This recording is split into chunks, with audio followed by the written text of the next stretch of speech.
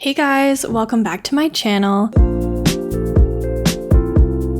In today's video, I wanted to tell you all about my fall sewing plans. So depending on where you live in the world, you may have noticed that the days are starting to get shorter and a little bit cooler, which can only mean one thing, that fall is just around the corner. And fall is my absolute favorite time of year to do some sewing. I just love sewing coats, blazers, cozy sweaters, bottom weights, making pants, skirts, and things like that. So I'm really excited to dive into my fall sewing projects for the year.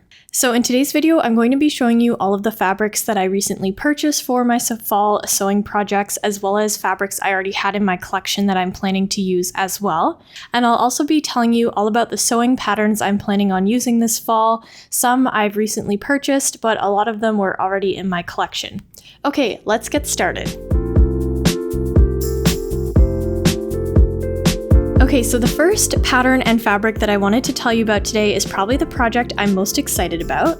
So I have this beautiful floral fall fabric here, and I got this from a fabric swap organized by a couple of fellow sewists on Instagram. We all met up at a park here in Toronto and swapped fabric, and it was honestly just such a lovely afternoon. And I was fortunate enough to come away with this beautiful floral fabric. And as you can see, it's got these gorgeous orange flowers with dark brown accents on kind of a cream background.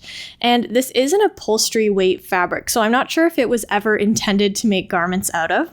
But when I saw it, I immediately thought of a fall coat. So that is what I'm planning on making out of this fabric. And the other great thing about this is that there is an absolute ton of fabric here. So I should have more than enough to make one coat. I feel like I would even have enough to make two coats. That's how much fabric is here. And to go with that main fabric, I did pick up a couple of lining fabric options. So first off, I picked up this Bemberg lining fabric from Fabricland, and this is what I would consider a traditional lining. It's made of rayon fabric, it's kind of a neutral brown color, and it's slippery to the touch, but it has little to no stretch in it. But from Fabricland, I also picked up this second option, and this is a dark brown stretch lining fabric, and it was only $1.99 per meter from Fabricland. I got it on sale, and it is 100% polyester, so usually I would never consider lining something with polyester because it's really not that breathable, but I'm assuming this upholstery fabric that I'm using for the main coat is probably at least partially polyester, so I'm not really losing anything by using a polyester lining in this case. And when this arrived in the mail, I was so surprised and excited about the quality of it. It's a really slippery knit, so I feel like it'll make a great lining fabric because it'll allow you to slide the jacket on and off. But it's got great stretch widthwise. It's got no stretch on the vertical grain, but it has stretch on the cross grain. And it's a great rich brown color, which I think matches the accents in my floral outer fabric perfectly. So I think I'm going to go ahead and use this for the lining of my coat. And in terms of patterns for this project, I have two patterns in mind, and I'm having so much trouble picking between them. The first pattern I'm considering using is the Paper Cut Patterns Nova Coat pattern. And this is an oversized coat pattern. It has a boxy fit with pockets on the front, kind of a wide raglan sleeve design. And I know that the Nova Coat pattern is an absolute favorite in the sewing community, and what I really like about it is it almost looks like an oversized cardigan mixed with a coat. So I think if I made that design, I would get a lot of wear out of it because I picture it being the kind of jacket that I would throw on as I'm leaving the house, and it would kind of go over top of a lot of different outfits, which I think is nice. And there's something really non-fussy and modern and just kind of casual about it, so I really like that aspect as well. But I am also considering using the Simplicity 8797 coat pattern. So this is a traditional mid-length to long coat, and it's got a curved collar on the front. And other than that, it's a very kind of straight fit. It's not too oversized or too fitted. It's kind of like a nice middle of the road coat. And I think this would be a really nice pattern as well because of the curved collar. And I do just worry that the Nova Coat might be a little bit too oversized. So I have both patterns. I just need to decide which one to make. So let me know which of these coat patterns you think I should make. Okay, next up, project-wise, I want to tell you a little bit about this beautiful green wool check fabric. So once again, I was lucky enough to get this fabric at the fabric swap that was going on in Toronto. And this is a vintage textile. I believe it's made of 100% wool or a wool blend based on how it feels. And it's this gorgeous kind of mint green and cream check fabric, which I just think is beautiful. So luckily there is a good amount of fabric here, but I don't think there's quite enough to make a long coat. So what I think I've decided on is I'd like to try to make a waistcoat out of this. And I saw the Fiber Mood elbow waistcoat pattern. And what it is, it's essentially like a sleeveless wool coat. So it has a collar and it has buttons on the front, but it just doesn't have any sleeves. So it's kind of like a mix of a vest and a wool coat. And I just thought it was really cool, and the way they had styled it with a turtleneck underneath was really appealing to me. And I'd also seen some outfit inspiration wearing these kind of vest coats in a monochromatic outfit with maybe a matching turtleneck underneath and some dress pants in the same color, and I just thought that was such a cute look. So I am planning to make the elbow waistcoat out of this. I just need to pick up a lining fabric. I might just pick up another one of those knit lining fabrics from Fabricland in a cream color. So this will kind of be my other outerwear project that I have planned for this fall. So next up, I do want to make some more basics this fall.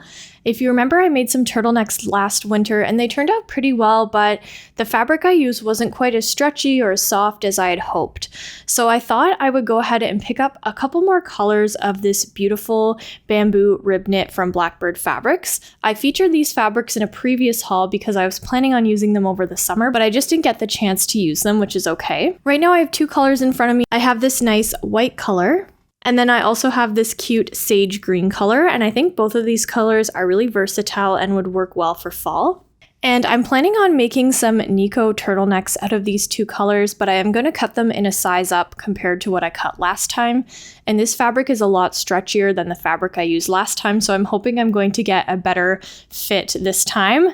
If you remember last time, those turtlenecks just fit me. They were really, really tight. But in the mail, I also have two more colors of this fabric coming. I did order the Heather Cream White color of this stretch bamboo rib knit fabric, and I want to use that heather color to make the chalk and notch max tee. If you've seen that pattern, it's kind of like a vest, so it's got kind of like a nice mock neck collar, and then it's sleeveless, but the main bodice kind of extends a little bit further over the shoulder, so it's got like a cool slouchy vest kind of look. And I've been wanting to make this pattern for a long time. I couldn't find quite the right fabric, but the more I thought about it, the more I thought that this rib knit fabric would actually work really well for that, and then it would end up being pretty lightweight, which would make it good for layering, because I think I'll primarily layer this top over turtlenecks and things like that, rather than just wearing it on its own too often. And so I think it'll just be good to make a couple turtlenecks and then that kind of sleeveless vest, just as some basic pieces for the fall. Okay, so next up, I plan to make a really fun pair of dress pants, and I want to use this really cool fabric I picked up from my local Fabricland. It's this almost yellowy green chartreusey color, and it's kind of like a mid-weight polyester crepe. I try not to buy polyester too often, but again, this was on sale for a really great price at my local store, and so I couldn't really resist.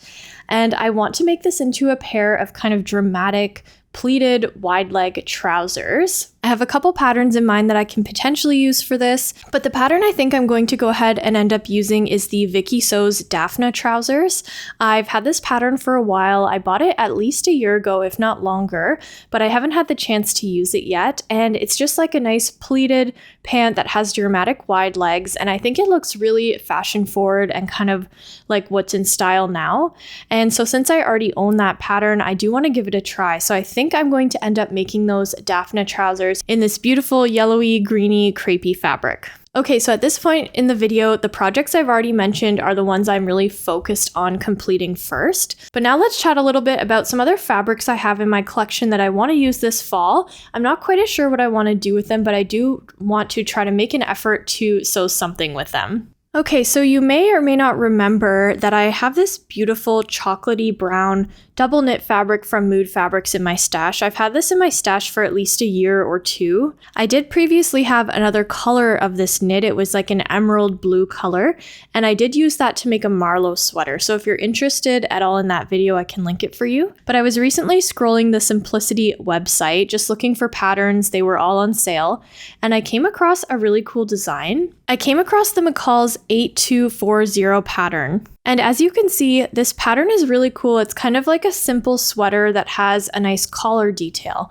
And I thought that it looked like it was made out of a sweater weight that's similar to this double knit that I have here. So I think this might be a good pairing. Okay, last but not least, I have some gorgeous kind of fall themed fabrics that I've had in my stash for a while, and they deserve to be made into something new. So firstly, I have this beautiful stretch cotton poplin from Mood Fabrics that I bought a few years ago, and I really love the colors of this so much. And then I also have this beautiful kind of tan and white floral stretch cotton poplin from Fabricland. So these two fabrics are very similar in terms of the type of fabric. They're both stretch cotton poplins, the weight of them, and the fact that they have little to no drape. And I've just struggled with both of these to figure out what would work well for them because they're a little bit heavier and less drapey than I would usually choose when making a garment for myself. But I have come across a few dress patterns recently that I think could potentially work well with these fabrics.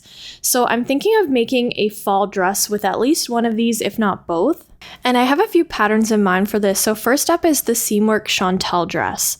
And this is a really cool princess seam dress that has a really casual, modern feel to it. And I just think it's the type of casual piece that I would end up getting a lot of wear out of. I could also make the McCall's 8382 pattern. So this is a Brandy Joan dress, and it's got this really great curved neckline with kind of an open cleavage moment. But I just think the top of this dress from the shoulder all the way down to the bust is so beautiful and so unique. And I think it would be great worn on its own, but I also think you could easily wear it on top of a turtleneck to make it more realistic to wear in the fall. And I've really been wanting to try this dress out. I think this dress would look beautiful in a more drapey fabric, like maybe a drapey rayon, but I think it could also really work in a more structured fabric like the cotton poplins I have here. And then finally, I also picked up this Style 3087 pattern recently. This is a vintage pattern, and oh my goodness, I feel like I don't even need to explain why this dress is so cool. It's got this amazing cutout and this kind of triangle shape design underneath the bust, which is so unique, and this is why I love vintage patterns. I just don't think we'd ever find something like this design in a modern pattern. So I thought this dress could be so fun to try making as well, and I actually think it would look great in one of these two structured fabrics as well. Okay guys, so that is kind of everything that I have planned for my fall sewing. As you may know, I don't always stick exactly to my plans, but as of right now, this is what I'm thinking I want to start making for fall. Please let me know in the comments down below what you're planning on making for fall, and also which project you're most excited to see here on my channel. If you like this video, please give it a thumbs up, and if you like videos like this, please subscribe to my channel. I would really love to have you here. Okay, thanks for watching guys. Bye.